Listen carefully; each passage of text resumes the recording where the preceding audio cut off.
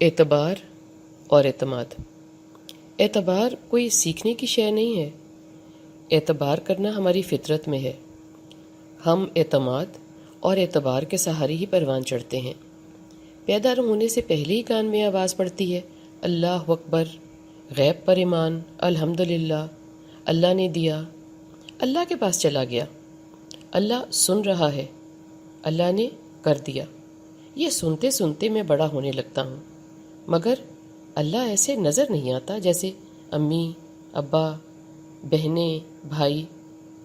میں ڈھونڈتا ہوں کہ کس کا ذکر ہے جو نظر نہیں آتا مگر سب کام کرتا ہے، سنتا بھی ہے، داد بھی وصول کرتا ہے، تو نظر کیوں نہیں آتا؟ یہ سوال ہی رہتا ہے۔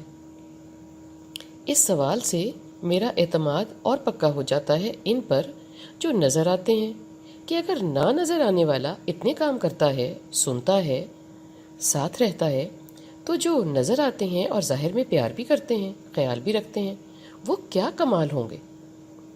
اس سے میرا خود پہ اور ساتھ والوں پہ اعتماد بننے لگتا ہے۔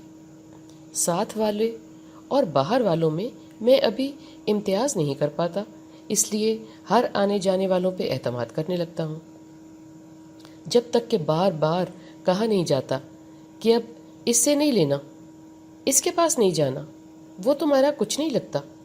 مجھے بالکل سمجھ نہیں آتی یہ سب کیا ہو رہا ہے، کیا ماجرا ہے۔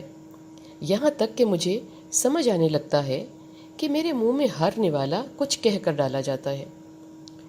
وہ کچھ کیا ہے، کسی کا نام ہی ہے جو میں ماں کے پیٹ میں بھی سنتا تھا کہ کوئی ہے جو ماں کی دعائیں سن رہا ہے میرے متعلق۔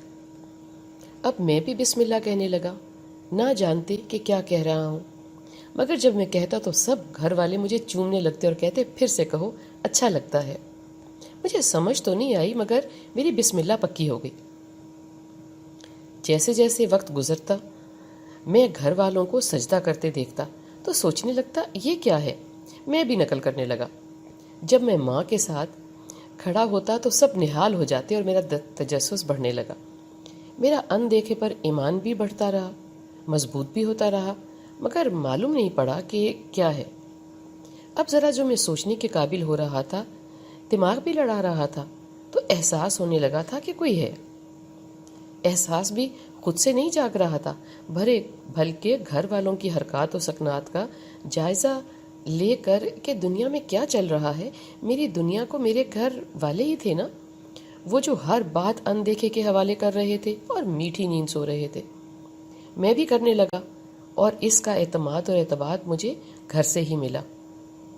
ان کے پیار، تحفظ، مان، لاڈ نے مجھے میرے اندر کے اعتماد اور اعتبار سے ملاقات کروائی۔ آج میں جو کچھ ہوں، خود کے پیاروں کی، گھر والوں کی وجہ سے ہوں۔ ان سب نے مل جل کے میری فطرت، میرے اعتبار اور اعتماد، میرے اللہ کو میرے اندر بھرپور جگایا اور کسی منٹ سونے مرنے نہیں دیا، بلکہ میری ملاقات کروائی۔ آپ بھی خود کے گھر والوں سے، ساتھ والوں سے، ان سب کی ملاقات کروا دو، اور اللہ سے بھی، مگر سب سے پہلے خود سے شروع کرو نا۔